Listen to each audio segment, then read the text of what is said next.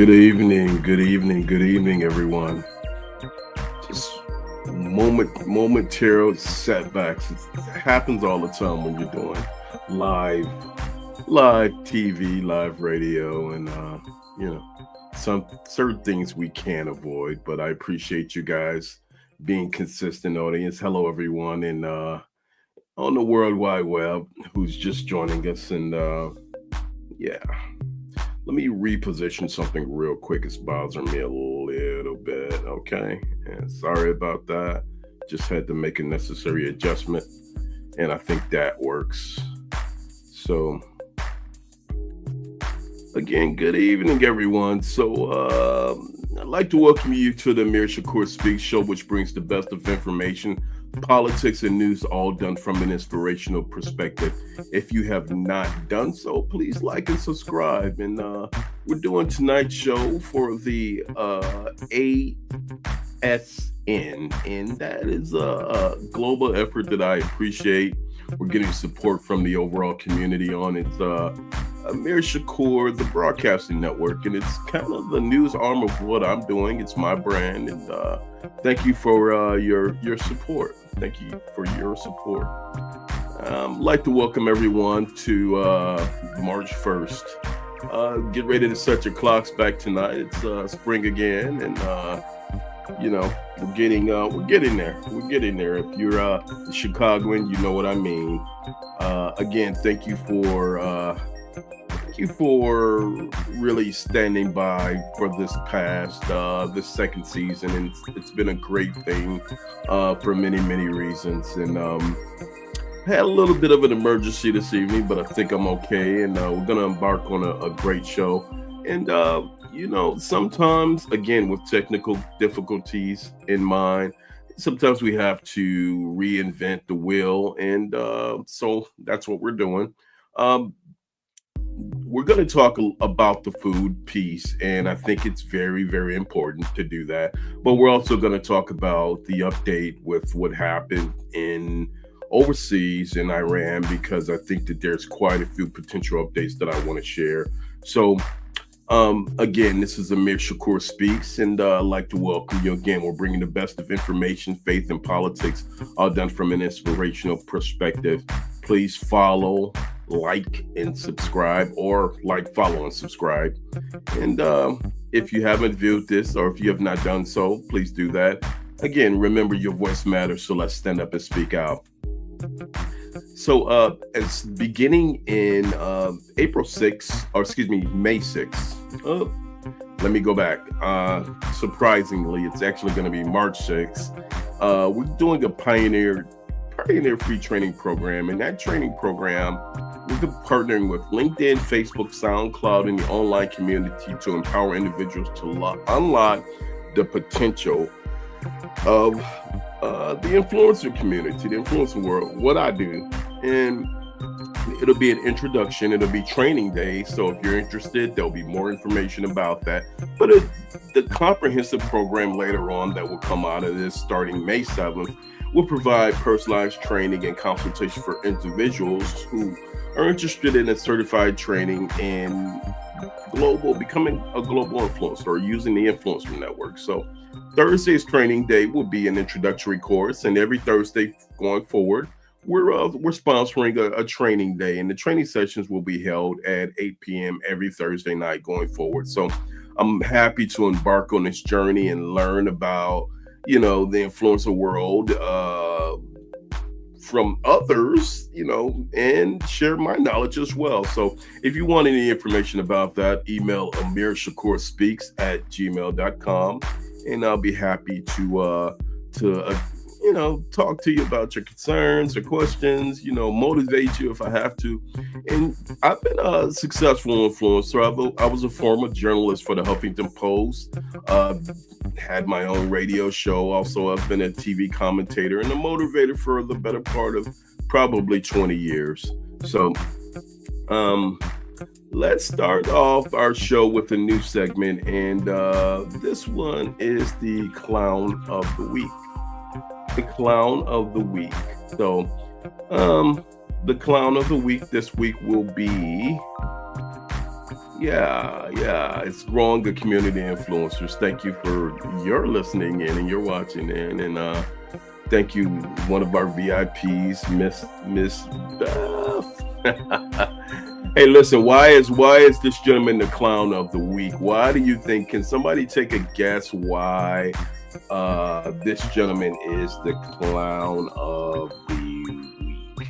And I'm gonna pause for a second, and normally I would give a clown sound or something like that, but I don't think it's necessary. I think we're gonna go ahead and we are going to go ahead and update you on everything that's going on the war in Iran, Trump's war. And why is he the Clown of the Week? Well, he's the Clown of the Week because he started an escalation without doing the proper thing. He authorized Operation Epic Fury, which was a large-scale U.S. military campaign. And the operation involved strikes across Iran with several key developments, including the death of the Ayatollah Khomeini. I mean, it's pretty serious stuff. And the White House said that their goal was to crush the Iranian regime's nuclear threat and destroy its ballistic missile arsenal, and cripple its terror network. Well, I think that we've heard this time and time again, and throughout history, and the Middle East has been in turmoil for many, many years. As a matter of fact, we did a whole show about it last night. So, the response is Iran is responding with missile and drone strikes targeting U.S. military bases and interests in the Persian Gulf and throughout the Middle East, and also targets in Israel. So, I mean, it's one thing that you do not you provide congressional friction, and you could have even said your standpoint of why the war was necessary in Washington.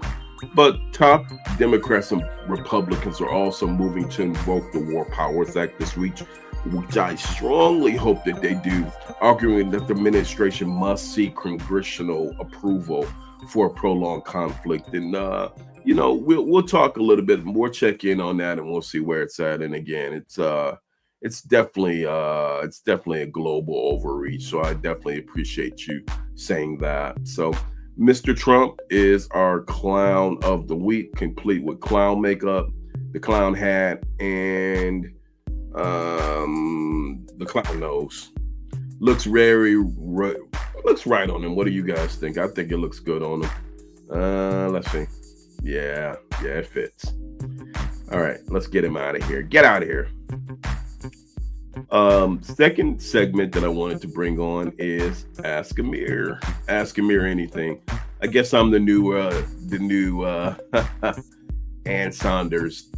And people are responding to this segment. So basically the gist of it is, if you want to ask me anything, I'm going to give you the best response that I can give based upon the information that I have, based upon being a public speaker, a social justice leader, a faith leader. So if you want to ask me any question, I'm all ears. Feel free to ask away. So this particular segment and where we're at and what we're doing is just addressing, things that most people would not. Well, they feel like they need a little bit of extra push, and I can definitely go for that. People need to talk, and they need another set of eyes and ears. And me being who I am as a faith-based leader, I've listened to people for many, many years. So give me 1 second, and we'll go ahead and get this. We'll get this started.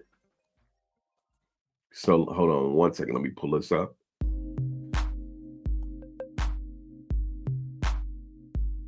All right. So there it is. Ask Amir. So here's the question. Amir, my husband of 15 years, his name is Walter, y'all. Walter has a hobby that's driving me up a wall. He has become obsessed with extreme couponing. At first, I was thrilled that we were saving money, but now our guest bedroom is filled with 400 bottles of mustard and enough industrial strength floor wax to go to football stadium. The real kicker is Walter won't. Is his name really Walter? Anyway, Walter won't let me use any of it. He says we have to wait for an emergency to break the stash. Meanwhile, I'm heading to the grocery store to buy a single bottle of dish soap, and because he's locked in the stockpile room to keep the inventory precise. I love Walter, but I feel like I'm living in a warehouse with a very stingy manager and having a fit at the same time. Being ungrateful for his frugalness. You said frugality, but yeah, I guess that is. Or has he lost his mind? So how would we respond to Walter, y'all? What do we say to Mr. Walter? I'm gonna say, hey, little Walter, what's wrong with you? All right, all right, all right, all right, all right. Here we go. Here we go. Here's your game plan. Check this. Copy this. Ask Walter exactly what emergency requires 400 bottles of mustard that doesn't allow to clean dishes today. And if he can't give you an answer, then he needs to realize that he has a hobby that he needs help with. Okay, and he's got to get some help with this one. So the coupon adding up is one thing, and I'm saying, yeah, I mean, I can see it's saving money, but the in and out rule is just insist that, if that room is full and these coupons are stacked up everywhere, then set Walter some boundaries. Give him a box in the basement and say, hey, yo, bro, this is where those coupons go. Okay, get your rap mode out. Yo, bro, this is where the coupons go. And then after that, if Walter can't get with the program, then, you have other options like make him sleep in the guest room and, or make him sleep on the couch. That's always good. But, I don't want to break up no happy home. So all I'm saying is, Walter shouldn't be spending real money.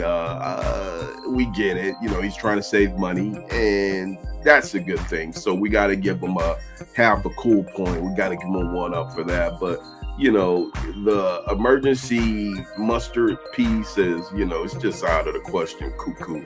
So if anybody is thinking about following Walter's steps, don't do it. Ease up, Walter. Ease up, Walter. Hey, Walter, listen, if you need any help, I can show you online coupons with some great deals that you can get online. You ain't got to stockpile no coupons. Just get the code, share that code, and you'll be all right. So, and you have 3 bottles of mustard in your storage pantry. Okay, well, hey, I ain't mad at you. If that's what you have to do, but don't stockpile it though. Okay, this is not the end days. This is not Armageddon. So and I mean, no one's getting wealthy off of 10 dozen bottles of Great Poupon. Okay, pardon me. Can I borrow your Great Poupon? I've always wanted to say that, right? Hey, listen, y'all. We good. We're good. So listen, hopefully I was able to enlighten you a little bit. But yeah, just set your boundaries with Mr. Walter, and just let him know what's up, and put your foot down, and Walter will be all right. So let me know how that goes if you want to follow up. See, Walter, I'm gonna help you out, man. I'm gonna help you save your home. Okay, leave the mustard alone, bro.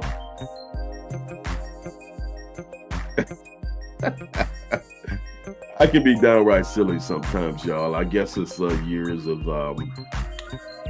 media and all of that have really made me just something else. But we'll leave that alone. So, our guest, guest didn't make it today.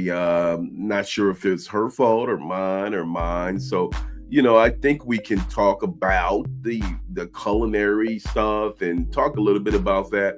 But then we're gonna go, and it's gonna be abbreviated. It's gonna be an abbreviated segment. But then we'll go to we're gonna go to check in on what's going on with this issue over in Iran. So for those who know, we know Chi-Town is the culinary capital of the world. And guess what, y'all? Iconic foods. I'm going to say iconic foods. Let's do that. Have come from Chicago. So like, who knew that the brownie came from Chicago, right? Where was the brownie invented at? For all of my peeps out there and on the World Wide Web. And by the way, if you're watching our show, we're talking about, it's the first day of March, and we're getting ready to get into the spring, and you guys know what's going on in Chicago, the taste of Chicago.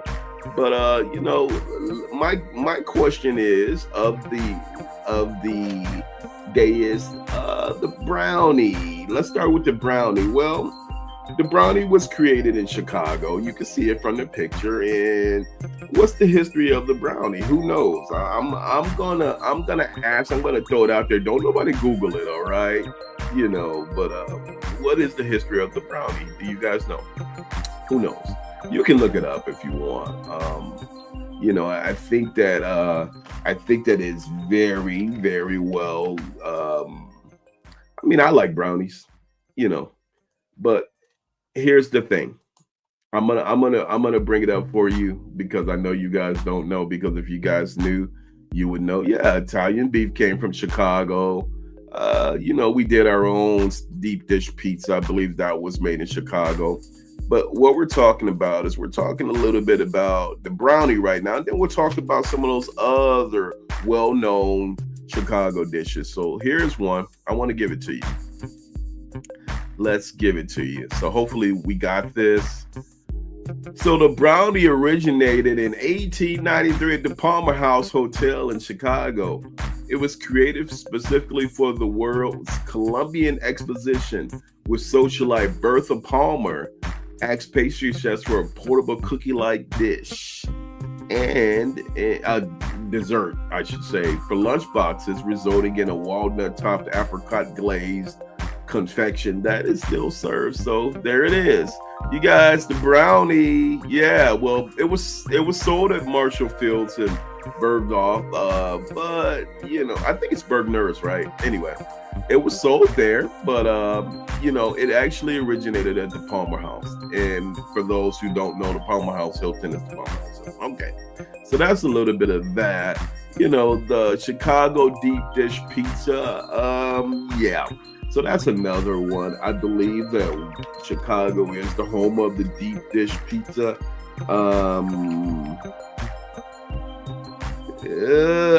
I think that our brand, we didn't invent pizza, but we invented the deep dish pizza, I believe.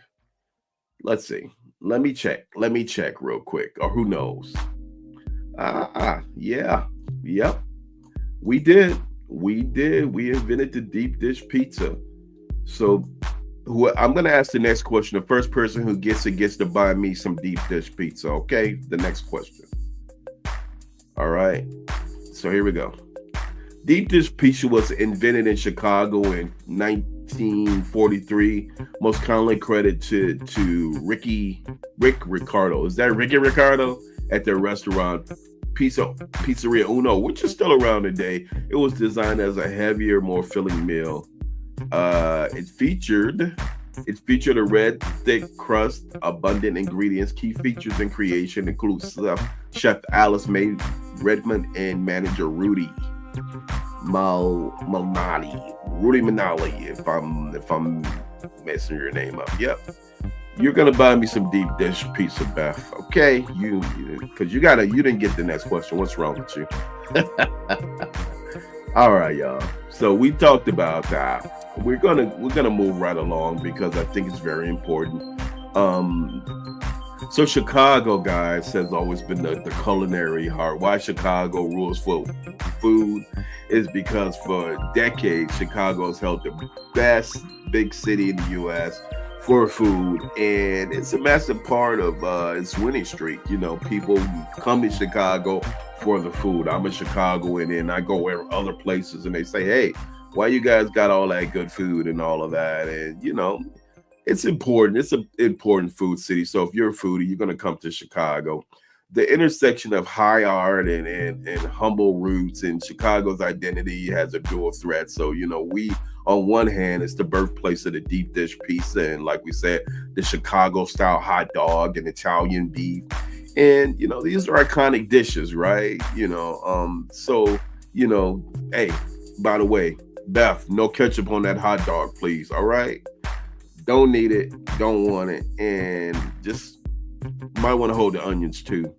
And I'm not a big radish fan either, so I might not be cool with the hot dog crowd because half the stuff y'all like, I don't like. Okay, but on the other hand, this city is a powerhouse of fine dining as well, and the city boasts 21 4-star restaurants, 4 to 5-star restaurants, including heavyweights like Arioli, have you been there? Or the world-renowned Alenia. I've never been to either one of those, but what makes Chicago unique is the Chicago way of service.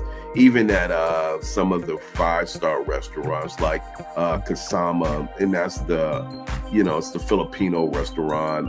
It's that's the ratings there are through the roof, and the experience is supposed to be one of the best in the world. So um, combined with the global neighborhood mosaics, the city's 77 neighborhoods, when you come to Chicago, you think about things like, the high end stuff. But guess what? I'm gonna share this with y'all, and I want y'all feedback, right? Italian gardenia. Okay, I've never heard of Italian gardenia, and I had mustard on my hot dog last night. Okay, you and Walter been hanging out. Okay, have you and Walter been hanging out? Hey, listen, we're not starting anything, okay? But I do want to say that with Chicago being what it is, I believe that we there's a lot of education. So um, the thing that we're going to do is we're going to start. We're looking for a food critic to go around, not to the high end places, but the lower places that mean a lot. The Maxwell Street Polishes and the places which Chicago's really known for. Maybe go down to Chinatown. Some of those restaurants rank number one food restaurants in the neighborhood, and even in Chinatown, that features over like 200 restaurants in a 30 block radius. The heart of authentic Mexican cuisine is right there in the East End, on the East End of town. So, we know Chicago for a lot of things, innovation all day long. And it's a laboratory for food trends, and also, we have the taste of Chicago, right? The city all day led the all day cafe places like Bar Tudo, or Bar Toto. Is it Tudo or Toto? Cafe Yeah. Have you guys heard of Cafe Yeah? If you haven't, you gotta go there, okay? This adaptability shows Chicago refuses to be stagnant. We are on the move. We're continuously growing. And what matters ultimately, Chicago is an important city because it invests in flavor, the taste of Chicago. So, I haven't spent a lot of time at the taste in years, but it's a big piece of Chicago, right, y'all? Lots of taco places in Chicago. Yes, indeed. So what I want to just address a little bit is because a lot of the higher end places, a lot of the high end places get the I'm getting hungry. A lot of high end places get the one up, get the information, get the reviews, they get the critical feedback, and they get all of the things that we are. They get a lot of the credibility and they get the attention. So whether you're standing in line for a $10 dick beef or sitting down for a $300 tasting menu, Chicago treats every bite the same with reverence, and we should, and that's the Chicago that I like. Would you be able to create me, Beth, a custom 48-hour food itinerary for any neighborhood? Can you do that? And that's what we're talking about. So what I wanted to do is I wanted to give a little bit of attention on one of my favorite eateries, and then we'll get into the other stuff. But we'll talk. We're gonna talk a lot more about the iconic foods and the food places, and maybe even I'll go and do some reviews. If anybody does do some reviews, I'll show you the format. You guys can send me your video. You guys can go in and do a video, meet the management team, let them know you're doing this for. And it'll be broadcasted. So if you give me a 10-minute video segment, I'll break it down. And hey, you know what? You can become your own miniature food critic. All right. So let's talk about this place right here. We're not talking about this guy right here in those legs. I don't know what's wrong with him, but I guess he fits the decor, or maybe he doesn't. But Pearl's Place, right? One of my favorite eateries. And it's a Bronzeville classic with with the white tablecloth institution. And what do they serve, y'all? Southern Soul classics.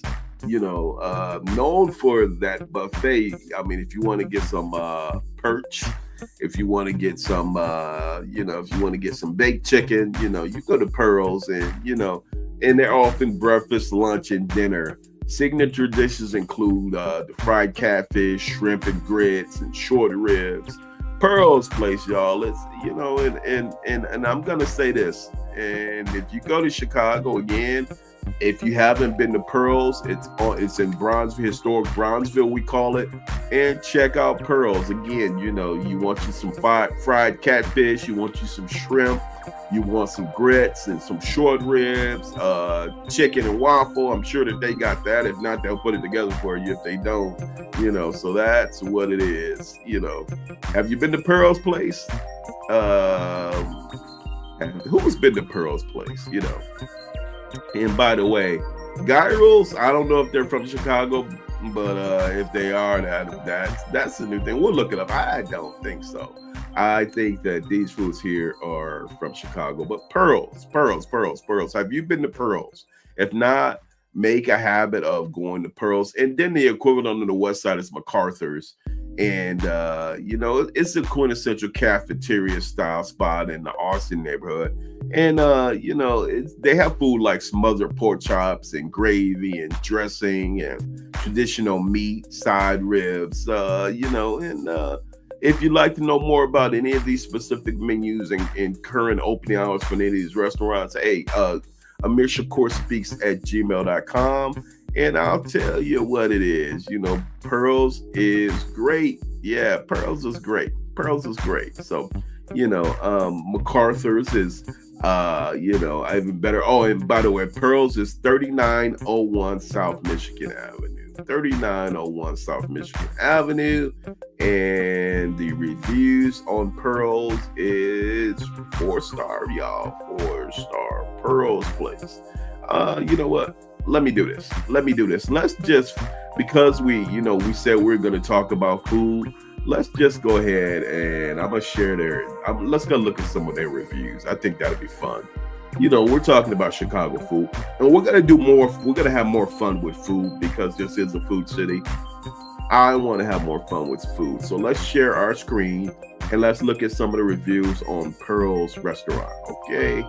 So let's do that, and you guys can have fun with me, and then we're gonna get to a little bit more of the serious stuff. Okay, like I said, it's not gonna be a long segment, but we definitely need to address the serious issues while I got you on, and that's very important. So then I have another issue I'm dealing with. So it's always something, y'all. All right, can y'all see that? Let's see. So I'm gonna see if I can pull up the reviews on Pearl's Place. Let's see. Okay. I don't know if y'all can see that, but Pearl's Place. Pearl's, one of the finest. Let's see. Can y'all see that? Let me see. Y'all can't see that. Let me see if I can enlarge it. I'm gonna try. Well, nope, but I'm gonna read it to you anyway. So this is the first review. Now here's the first 3 reviews. We're gonna read these, and guess what? Every last review here is 4 or 5 stars. So let me see. Hopefully we don't get a spam notice, but okay. So let's do this. Kenyatta Fatherly. The food and service was so friendly. The friendly staff, not to mention the free parking. Vanessa Lattimore, he enjoys his meal and thought that my chicken and gravy was too salty. Ooh, not good. Pearl's Place offers breakfast, lunch, and dinner, and the buffet is not on the menu, but he didn't mention that. But yeah, so that's what it is. Yeah. Anyway, those are it's a highly rated restaurant that's been around for the better part of. I know Pearl's has been around for at least 50 years, at least. But, again, if you want to go check out Pearl's, let me just say it's at 3901. Write this down, 3901 South. Wait a minute. I just had it. I just had the address, and I know where it's at. So because I'm a regular there, it's at 3901 South Michigan Avenue, Chicago, Illinois. All right. I may put that in there, and it's in a small South Side inn called. It's located on the corner of this inn called the Amber Inn on the South Side. But let's see, maybe I'll have to just put it like this because they're thinking it's okay. There we go. 3901 South Michigan Avenue for Pearl's Place. And we'll take you out of there and we'll remove you, and then we'll come back to my handsome face. How about that? All right, y'all. So if you're just joining me, we've been talking a little bit about the Chicago eateries, and I'm gonna see if I can find the Taste of Chicago, because that is it is our top it's our top food, one of our top food celebrations. Let's say celebrations. And I don't know why I feel like I'm at a loss for words, because who doesn't know, who hasn't been down to the Taste of Chicago, So let's look at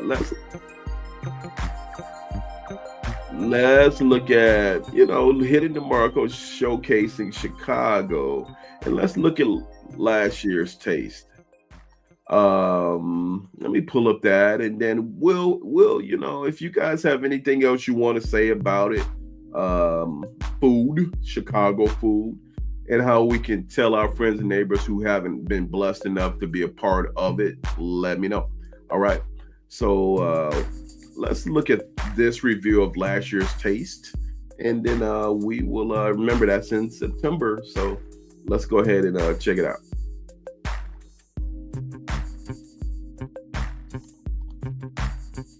This weekend, Grant Park is transforming into a foodie's paradise. Oh, yes. The Taste of Chicago is back, bringing the city's most iconic bites right there to the lakefront. It is a free festival, and it features more than 50 vendors. There are food trucks, and, of course, a whole lot of fun. There's music as well. Yes, of course. All right, well, we're joined by Neil Heitz from the city's Department of Cultural Affairs and Special Events. Neil, good morning to you. Tell us about some of the restaurants and vendors that people can find this year. Hi, good morning to you. This year's 45th Taste of Chicago has got a great lineup of food, music, and fun. We're really looking forward to, like you said, over 50 vendors, some really awesome headline talent Friday, Saturday, and Sunday here at the main stage. We're joined this morning. We've got some really great vendors that are featuring some of the awesome dishes that you'll be able to experience at this year's Taste of Chicago. Of course, not only with Eli's Cheesecake with their revised offerings, but we've got Timmy's Empanadas, we've got Taco Talan, we've got Lexington Betty's Smokehouse. There is so much good food and just this really wide range of culinary offerings down here at this year's Taste of Chicago. We couldn't be any more excited. We are excited to come. Lisa wants to know where she can get a good turkey leg from, and if you could tell us that, and what are some of the new things that are happening this year? Sure. So you could get a great turkey leg at like the 1997 Taste of Chicago, but at this year's Taste of Chicago, we've got a whole bunch of unique and interesting offerings for you.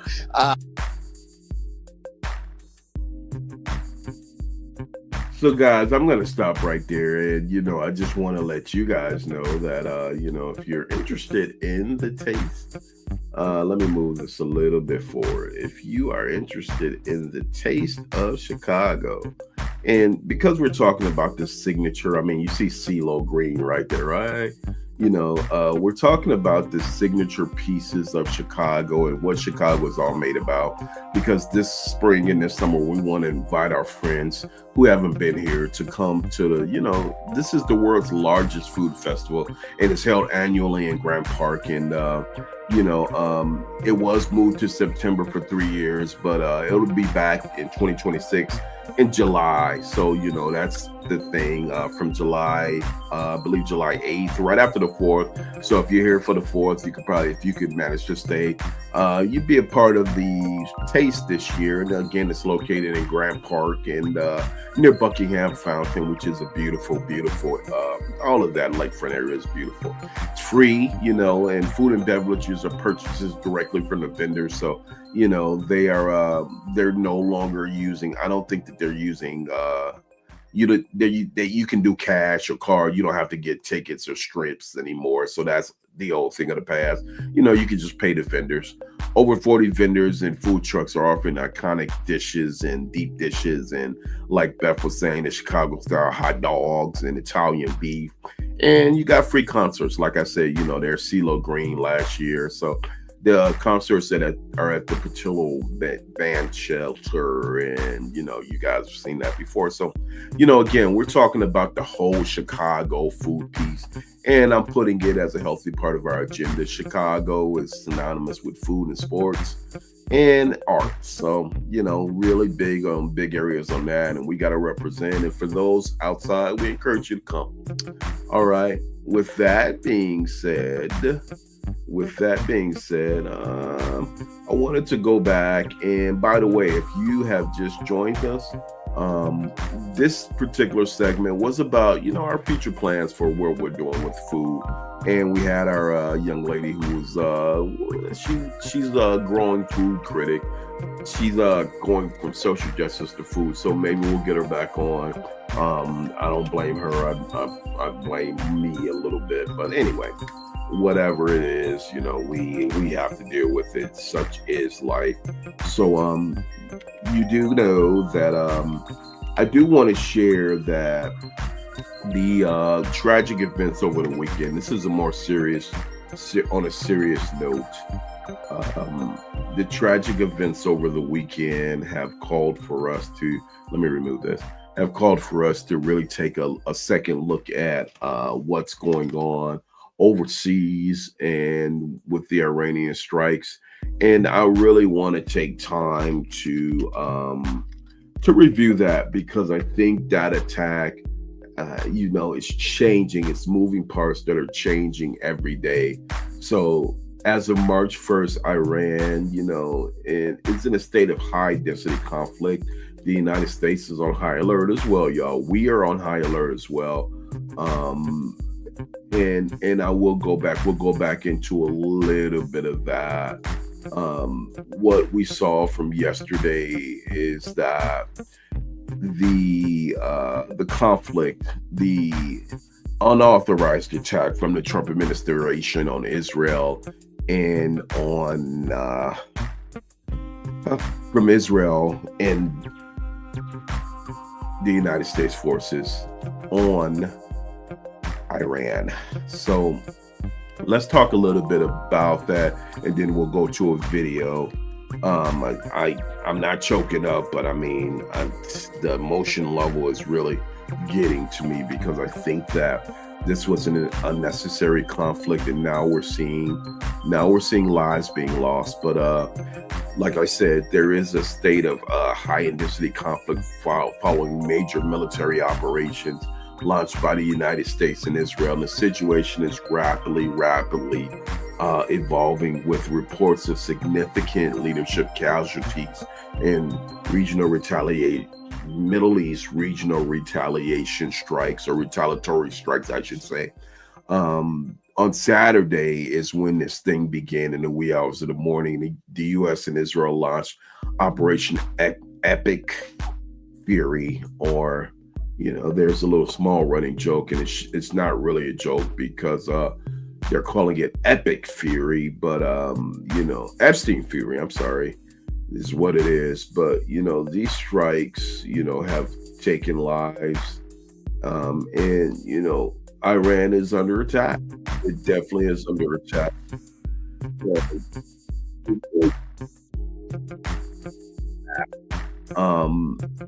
The opposite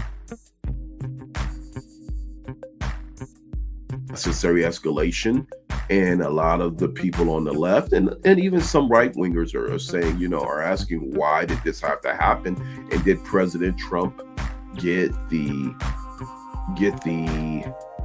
approval from Congress to do this? The death of the Ayatollah Khomeini, the Iranian state media has said and confirmed the death of the supreme leader. That's the Ayatollah supreme leader. Ali Khomeini is his name. And the initial strikes and reports up to 48 other senior Iranian leaders who were also killed. The retaliation, Iran has retaliated by launching hundreds of missiles and drones at Israel and Gulf states, including U.S. bases, the UAE and Bahrain. Strikes have been reported to hit Tel Aviv, Jerusalem, and one or two more places. But let's say the current president remains the president of Iran, and there is a succession plan that is in effect with the Ayatollah being lost. So we're now seeing U.S. military confirmed casualties, 3 service members as of earlier today. The operation on Saturday, going into the operation this morning, the civilian deaths. One of the more tragic things was the strike on a girls' school in southern Iran, which reportedly killed 165 people. And at least 9 were killed in an Iranian missile strike in Bet Shemesh. That's in Israel. So there is an economic impact. But let me see if I could just go to the video first, and then we'll pull up the screen, because I just wanted the update. And then there is one more update, and then we'll go ahead and open up for questions and see where this thing is at. So give me 1 second, and let's pull up the video, y'all.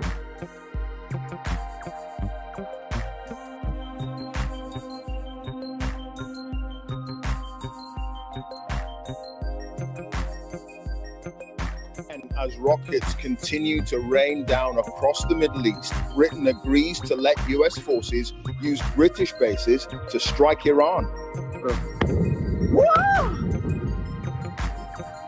The capital, Tehran, has been the main target, with the authorities there saying hundreds of civilians have been killed. A hospital has also been hit. It followed earlier strikes targeting the regime's headquarters in the capital, still reeling after the death of the supreme leader. In the last hour, the Prime Minister has accepted a request from the US to use British military bases to launch defensive strikes. Here in the US, President Trump has announced the deaths of 3 service personnel, as he says American combat operations will continue until all of its objectives have been achieved. Over the past 36 hours, the United States and its partners have launched Operation Epic Fury, one of the largest, most complex, most overwhelming military offensives the world has ever seen. Also, global economic fears tonight as an oil tanker under sanction from America is attacked in a key shipping lane. The Iranians are striking back, targeting Israel. 9 people have died in the city of Bet Shemesh, while commercial flights have been suspended across the Middle East. This, Dubai's airport, a major gateway to the Gulf.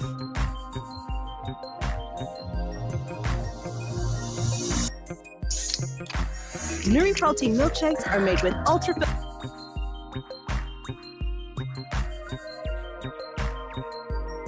So that's a little bit about that. There is another component that I wanted to address, but give me 1 second, because I think that it's a very serious component, and as a result of the fallout, there were reports of the first domestic terrorist institute on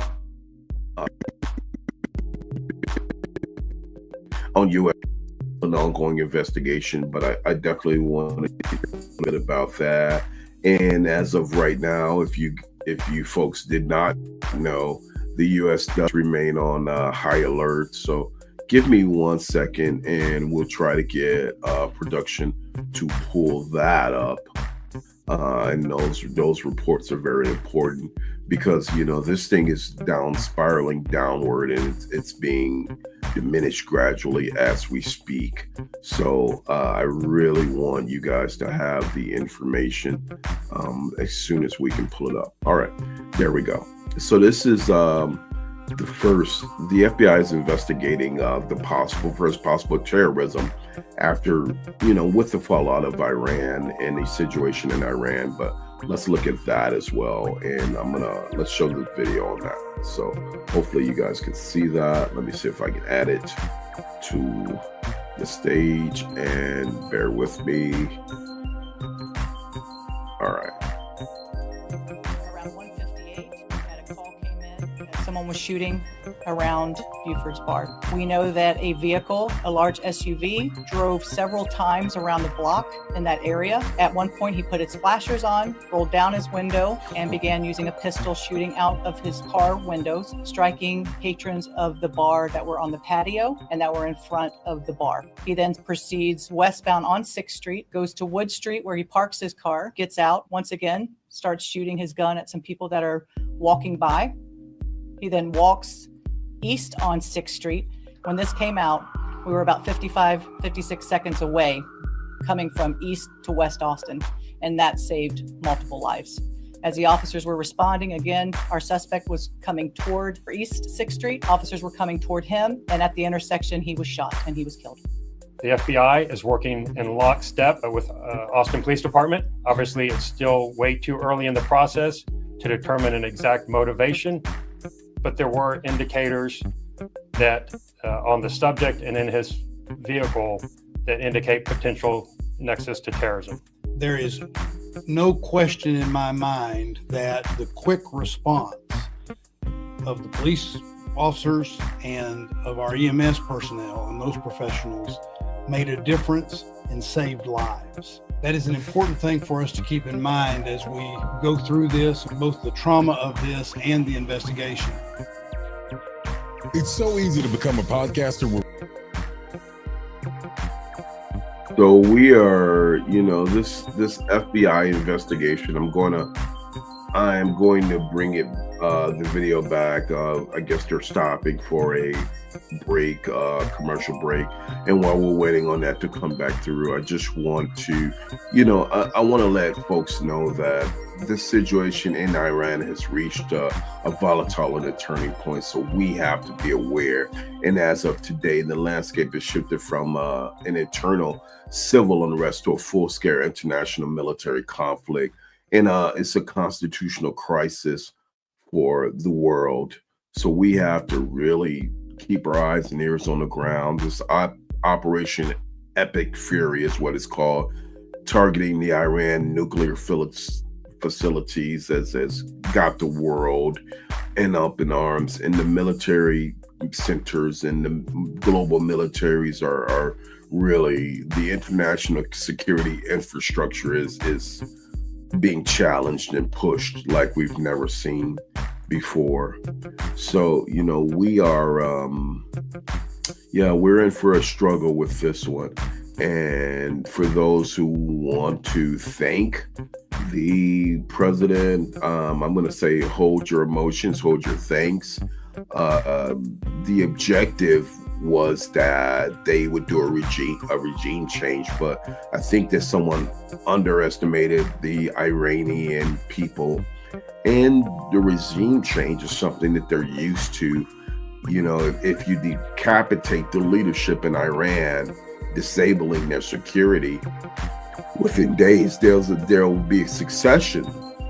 So the outcome that you expected, Mr. Trump, was not the outcome that most people logically, there's a logical thought process that should have been at play, and if he would have went to Congress, maybe those options would have been discussed.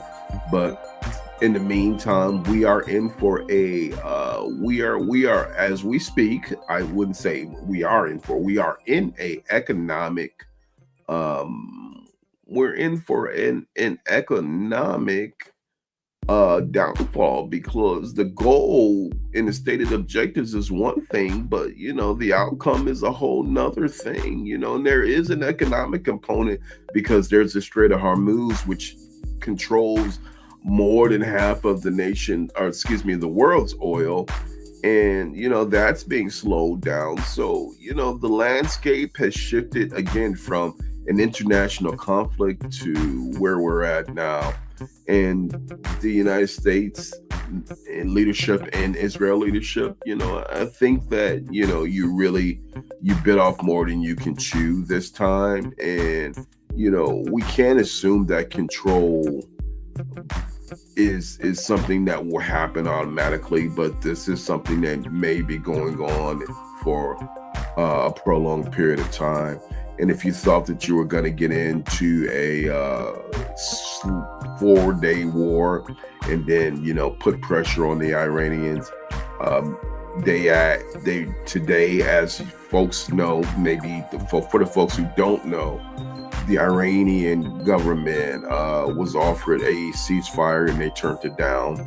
So the United States and Israel offered a ceasefire, but Iran has turned it down. So the domestic opposition remains fragmented under the weight of the crackdown. The White House is dealing with something that they really don't. I think that they underestimated these people. I think that they really, the potential for this becoming even worse escalation is heightened every day. And so we are under a state of alert, high alert, and know that when you're going out in public, I would suggest, and I'm not a fear monger, but the public places where a lot of people, really, let's deal with this thing in a logical and sensible way. And it now requires that, we have to think about every possibility, and we organize around that. There will be human rights abuses. They already are, and they have been on the ground. There will be more casualties, including from friendlies, including innocent folks who will die because of this unnecessary escalation.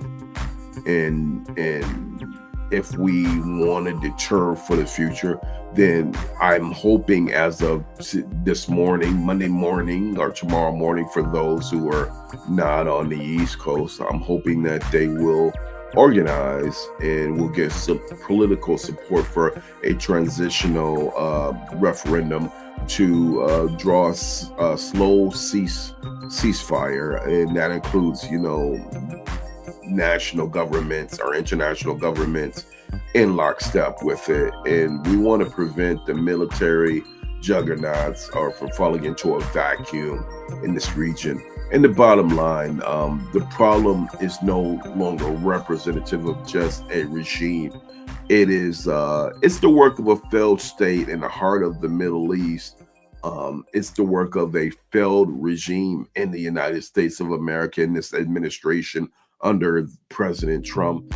And it's also the work of a failed and overly obsessive regime in that of Israel. And so success depends upon whether the Iranian people can translate the current chaos into an ununified political alternative for the future. And we hope that they can. So the world is dependent upon where we're at. And I would definitely suggest that, again, if you have to go out, just be careful. So what questions do you have? How do military veterans feel about this? Well, I am one, but maybe I don't count. But a lot of the veteran community, including the military community,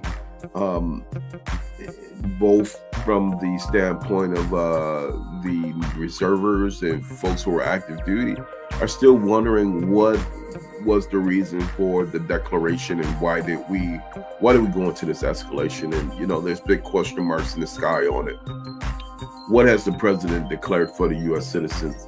As of this point, he did a true social post, And, what else is needed is the actual declaration of why he needs to go to Congress and say why he prompted this war. Why did you do it? That has not happened. Will it happen? So with the sudden death of the Ayatollah Khomeini in the outset of Operation Epic Fury, the political science models of a traditional government in Iran have it's for me, it's not going to be anything that's going to be likely. Okay, it's going to be very unlikely because it calls for dissolving the ideological units like the RGC, the Iran Republican Guard, which is the quad force that, they're the military level for the country. So, and they do keep a regular military. I think that they're the A.H.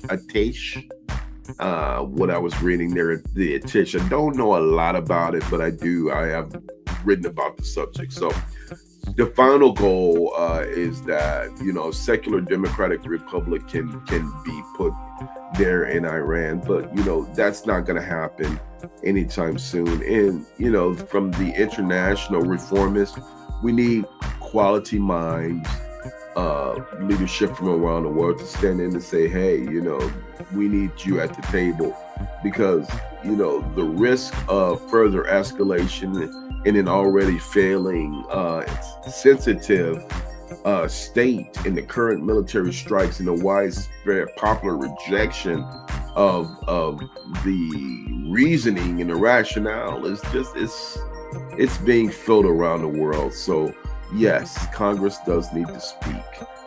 Yes, he does need to speak before Congress, and he needs to let the American public know what is going on. So that's where we're at, folks. We're going to continue watching the escalation. Listen, and again, my final statement about this, my final statement is, here's one thing. Let me share this. I think I want to share this piece and then I will get off. We'll get off. But, I think it's important that, and I agree with this, that the Iranian people must decide their own future, not Israel, not the United States. And I think that that's an important piece. So let's go ahead and let's look at that, because I think it's a very important piece to chop down on. And let me pull up that and we'll discuss it. Excuse me.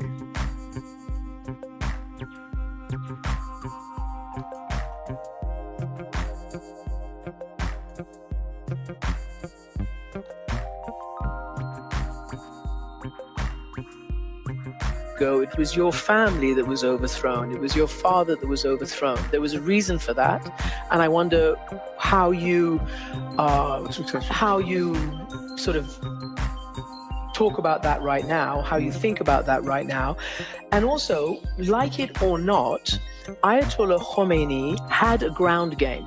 He had the mosques, he had people who are actually religious, and he had access to the press, as you know, in Paris, and he had a real operation, cassettes smuggled in with his words into the mosques in Iran. I was there during that year of the revolution, and I remember it very well. So this is all to ask you, why do you think a Pahlavi should be the leader again? And how can you do it? What kind of a plan do you have? What kind of a political ground game inside the country do you have? I mean, it's necessary, right? You've got to also be able to convince people there and to have an organization. Well, when it comes to the name, that's the name that people chanted on the streets of Iran by the millions in 31 provinces of Iran, in the four corners of Iran. They called my name. They asked me to come to their support, and I have. And I accepted the challenge of leading the transition. As far as the plan that we have a plan before the regime's collapse, and particularly for the transition after this regime, which is very well documented and presented. It's an open document. You can see it on the website of the Iran Prosperity Project. It talks about the initial 100 days. How do we manage that process? How do we avoid what happened in Iraq post Saddam Hussein, because we don't want to have the same experience of de-Baathification. And one of the key components of this strategy is how much defection can exist, not just because we need them on the side of the people, but because, and that has been my principal position,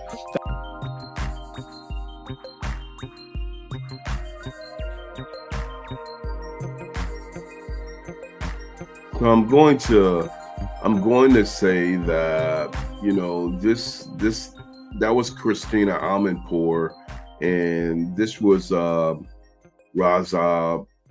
Pahlavi, who is he's calling for a transitional Iranian government. But what I will say in the last thick of it, as we're watching, two things. The bottom line is the problem again is no longer just a regional issue. It's copy this. The problem is no longer a regional issue in Iran. This is a global issue because of the failures of communication with multiple levels of countries in leadership who didn't have the wherewithal to come to the table and continue dialoguing. So future success depends upon whether the Iranian people can rise above and translate the current chaos into a moment of clarity and look at the political alternatives before the security apparatus can be thought about. I want them to think about how this is going to play out on the long term for the security of their people now that it's into it. And we want them to, we want someone to be the bigger person, but you know, the country is fractured. All of these countries are fractured along secular and economic lines, and we just want to stop. We want to stop the bleeding. So where are we at with this? Well, I'm going to make some predictions and then we're going to get off of this. It's breaking news, but there has to be a coming to the table, right? There has to be a grand bargaining or some kind of diplomatic resolution. In this scenario, it's exhausting the world, and this is only the third day. The economic sanctions must be put into place. Let's stop the regional instability, which leads to the loss of lives, and get to a treaty really quickly, like post haste, like not yesterday. We're not just talking about a nuclear deal, because we know that that's not going to happen overnight, but we're talking about an outcome that will restabilize or give some permanency to stabilizing the region. And Iran needs to have its own destiny in its own hands. Israel needs to stay out of the world business of everyone else. I think that they've done that. My opinion, I think it's gone beyond self-preservation and protection. I think that a little bit of it is that they're becoming the bullies of the world. And for this administration in the United States of America under Mr. Trump, severe internal and economic pressure has to be put on the Trump regime. Copy that. Severe economic pressure to slow this mad crazed administration that prioritizes, doing the irrational thing first without diplomacy. And it's not the American ideology, but everything he's done has been opposite of what the Constitution says. So, and what I see is a summit somewhere, maybe in the Netherlands, a televised summit where neutral parties can come to the table and have Iran at the table with its neighbors and Western powers, and let's sign off on an agreement to get this thing, and let's present loss of life. And yes, it is a global crisis. So listen, I appreciate you guys. If you have any questions, if you want to reach me, feel free to reach me at AmirShakurSpeaks.com. I appreciate the show. We'll see if we can get the food piece back, because I think that's very important. But listen, y'all, just keep your head up. These are very uncertain times, and I think that I think that we have to be patient, and let's explain to those who don't know, like the kids, exactly what's going on, because their lives are entangled into this as well. There's an entanglement from everyone, so let's make sure we keep giving people the benefit of the doubt and explaining, and let's watch this situation on a day-by-day basis. All right, y'all. Amir Shakur speaks. I'm out. Thank y'all for watching.